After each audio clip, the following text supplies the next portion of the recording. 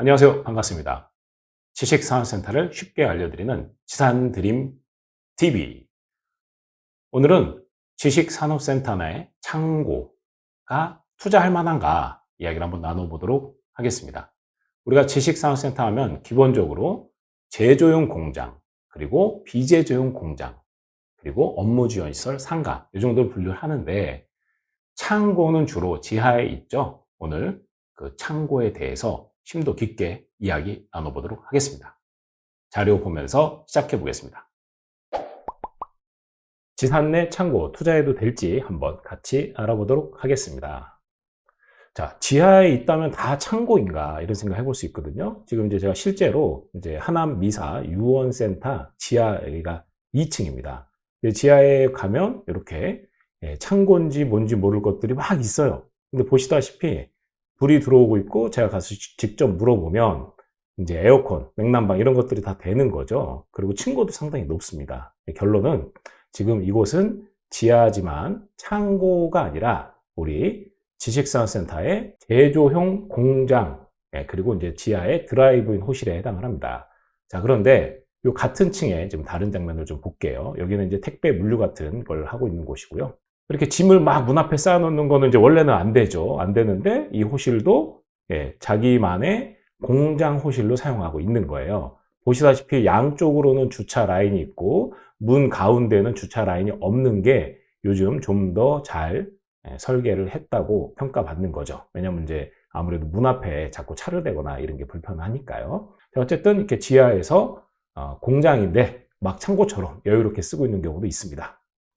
자, 이것도 또 같은 곳에 있는 사진인데 보시다시피 여기는 작은 창고라고 하는 브랜드 창고입니다. 창고에 대한 이제 수요가 요즘 꽤 늘어나고 있다는 거 우리가 체감할 수 있거든요. 하다못해 인터넷 쇼핑몰을 하는 사람들도 제품이나 이런 것들을 쌓아놓을 곳이 부족하니까 사무실을 늘리기보다는 이제 창고를 이용하는 경향이 있고요. 그리고 또 집도 마찬가지죠. 우리 주택 가격이 막 올라가니까 내 집을 한두 평 늘리는 거는 상당히 어렵죠. 그러죠? 네, 그래서 계절이 바뀌면 사용하지 않는 짐들을 전문적인 창고 업체에 맡기게 되는 거죠. 실제로 요 홈페이지나 이런 데 가보시면 나오겠지만 여러분들이 이 창고를 이용하실 때 이 창고 사용료가 가격이 상당합니다. 우리가 공유 오피스처럼 공유 창고 사업도 성장하고 있거든요. 그래서 점점 최근에 투자자들도 창고에 대한 관심이 높아지고 있다고 봅니다. 작은 창고라는 브랜드는 한번 홈페이지 같은 데 들어가서 확인해 보시고요.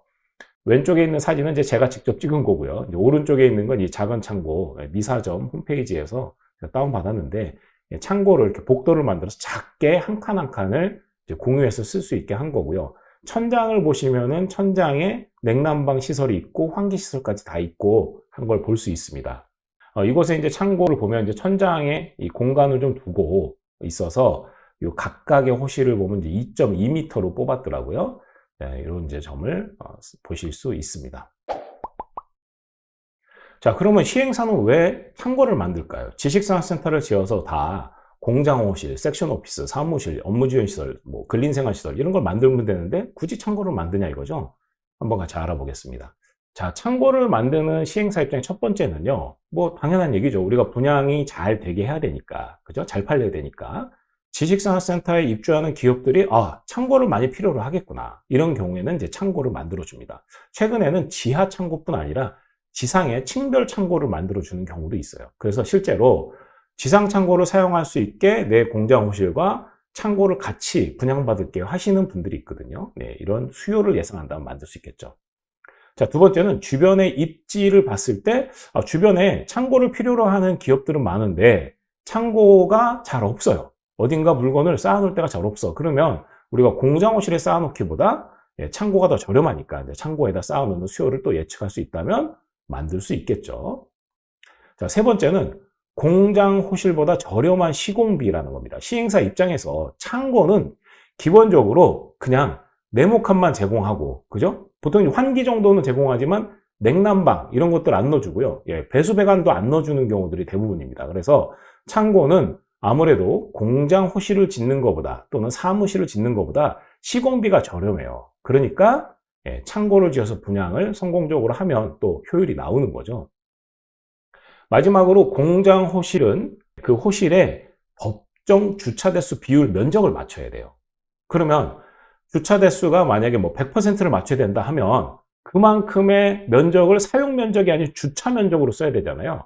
그런데 창고는 공장 호실 대비해서 한 뭐 절반, 50%만 주차 면적을 맞춰야 된다 그러면 우리가 창고를 많이 만들면 주차 면적을 적게 만들어도 되니까 시행사 입장에서 주차 면적을 너무 많이 안 만들어도 되니까 오히려 공간의 효율성을 뽑을 수 있는 가능성이 더 있는 거죠. 실사용 면적을 더 만들 수 있기 때문에 그런 측면으로 또 설계를 하다 보면 어떻게 전략을 가져갈지 결정하게 되는 겁니다.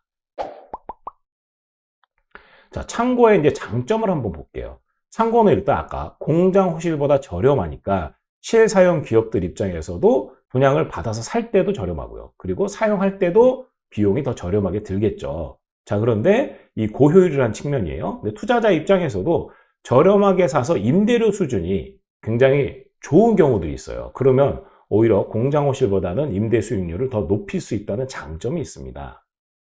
두 번째는 최근에 창고 수요가 많이 증대하고 있습니다. 코로나 이게 물류의 시대잖아요. 그리고 내가 온라인 쇼핑몰을 해도 창고가 필요하고 또 기업들 중에는 물건을 많이 쌓아놔야 되는 경우가 있는데 공장 호실에다가 쌓아놓는 것보다 창고에다 하는 게 좋다는 사실들을 많이 깨달았어요.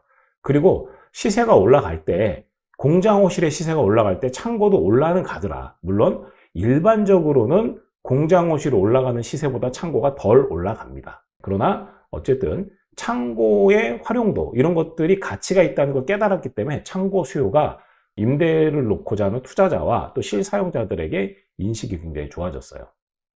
세 번째는 이 창고를 가지고 사업을 하시는 이제 전략들이 나오고 있습니다. 아까 초반에 제가 그 작은 창고 사례를 보여드렸지만 실제 창고를 갖고 뭐 공유 사업을 뭐 하는 경우가 있을 수도 있겠죠. 그죠? 근데 아까 보시다시피 공장호실의 냉난방 같은 게 좀 잘 되는 좀 쾌적한 상태에서 공유 창고 사업을 해야지 되기 때문에 일반적으로는 공장호실에 쓰겠지만 창고들 중에도 냉난방을 넣어주는 경우가 있어요. 시행사 입장에서는 그건 비효율적이지만 분양가를 좀 더 높여받으면서 넣어주는 경우들이 있습니다. 그렇다면 창고를 순수하게 그냥 내가 임대 또는 실사용뿐 아니라 이렇게 공유 오피스처럼 공유 창고 사업을 할 수도 있겠죠. 그래서 창고를 다양한 방법으로 사업화하는 전략들이 나타나고 있어서 또 더 좋은 가치를 발휘하고 있습니다.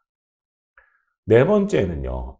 창고 중에도 층고가 높은 경우들이 있어요. 일반적으로 지하 창고로 가면서 층고를 높이 안 뺍니다. 왜냐하면 층고를 높이 빼면 시행 시공에 비용이 많이 드는 거잖아요. 그런데 층고를 높이 굉장히 잘 빼주고 말씀드렸다시피 냉난방이나 배수 배관까지도 잘 해주는 경우들이 존재합니다. 그래서 층고가 높은 경우에는 아무래도 짐을 쌓아놓는 효율성이 높아지기 때문에 추가적인 매력도가 높아진다고 볼 수 있습니다.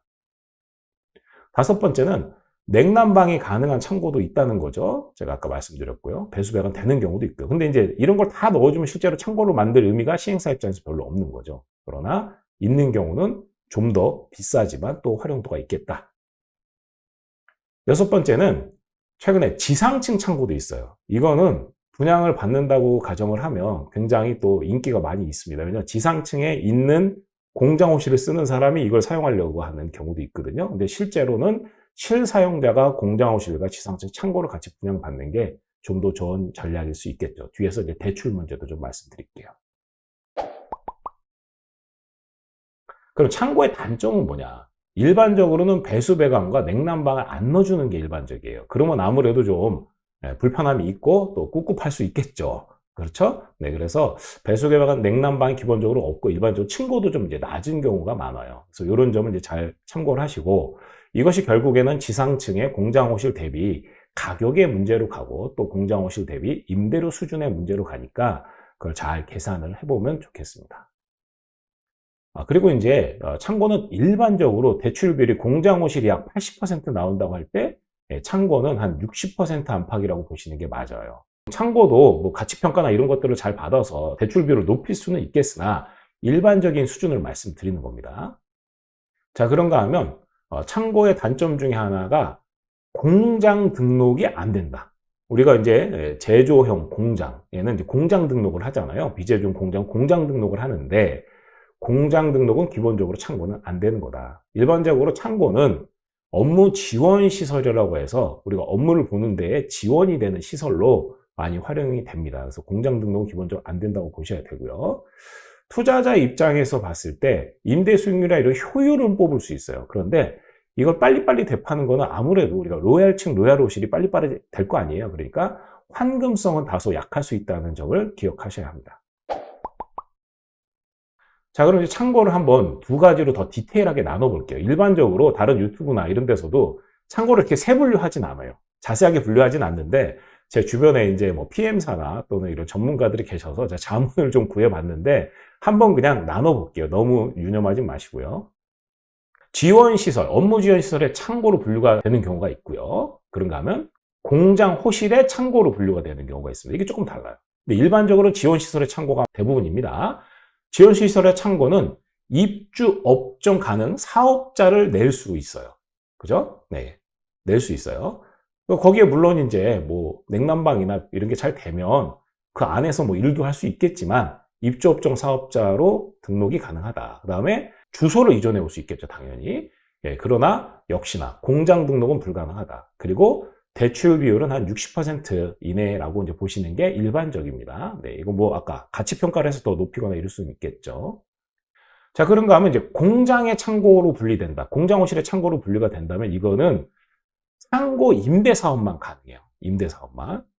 그래서 일반적으로 주소를 이전해 올 수 없어요. 내가 사업하던 사업자를 주소를 이전해 올 수 없다. 예, 그게 이제 한 가지 사실이고요. 그리고 이제 대출 비율이 생각해 보시면 창고니까 아까 업무 지원 시설처럼 대출 비율이 떨어져요. 그런데 임대 사업이에요. 창고 임대 사업. 그러니까 대출 비율이 떨어지는 게 창고에서 떨어지고 업무 지원 시설이니까 그리고 임대 사업이니까 대출이 적게 나와요. 내가 실사용합니다. 이런 게 이제 아닐 수 있다는 거죠. 자, 그러나 뒤에서 또 말씀드리겠습니다만 창고의 대출은 또 이렇게 내가 실사용하시는 경우는 좀 달라집니다. 자, 그리고 한 가지는 이제 준공 후에 우리 근린생활시설 2종, 일종의 상가의 창고처럼 변경 승인 신청을 이제 해서 받을 수도 있는데 이게 여기 이제 입주자들의 뭐 3분의 2 이상이나 이런 것도 조건들이 있어요. 동의를 받아야 되는 게 있는데 이게 이제 분양하는 단계에서 이제 시행사, 대행사가 대대적으로 분양 계약서 쓸 때 이런 거 미리 받아준다면 모르겠지만 또 어려운 경우들이 있습니다. 그래서 내가 창고를 산다 했을 때는 이게 사업자 등록증이 되냐, 일반 사업자 등록증이 되냐, 또는 창고 임대사업만 되냐, 뭐 이런 것들.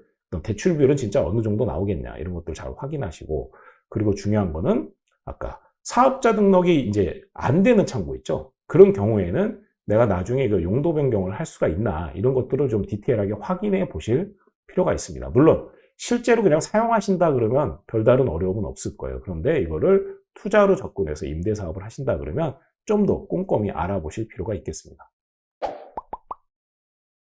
자, 창고의 대출 비율이 이제 낮아서 좀 꺼리시는 경우들이 있는데 실제로 이렇습니다. 내가 지식사원센터에 이제 공장 호실을 사용하는 사업자라면, 그죠? 사업자라면 이 공장 호실을 쓰면서 창고를 같이 쓴다 그러면 이거는 한 개의 사업자가 사업을 영위하는 것이니까 일반적으로 대출 비율을 뭐 공장 호실만큼 같이 맞춰주는 경우들이 있어요.